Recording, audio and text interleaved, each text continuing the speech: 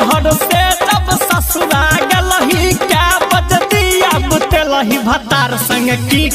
केलही गे भतार संग की केलही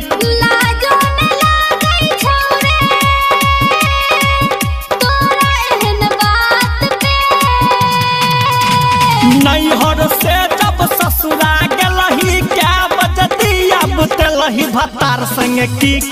केलही गे भतार संग की केलही भतार संग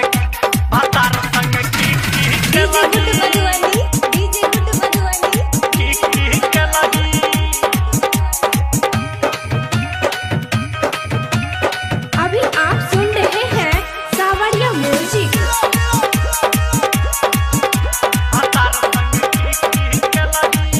चार दिन में चमका लगलो चेहरा के लाइट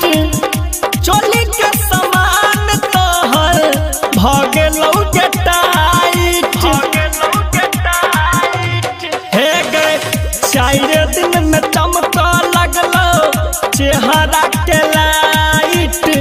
हाथ चोली के समान तोहर भगेलौ के टाइट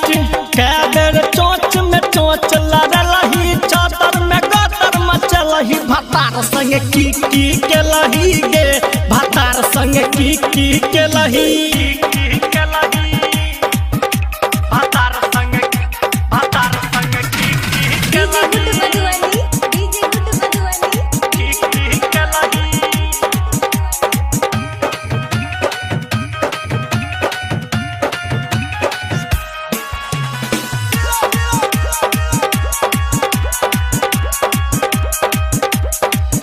पहिले से ज्यादा तोरा भगेलौ घमंड गे हमरा से मिलल जुलल भगेलौ बंद गे पहिले से ज्यादा तोरा भगेलौ घमंड गे आ हमरा से मिलल जुलल भगेलौ बंद गे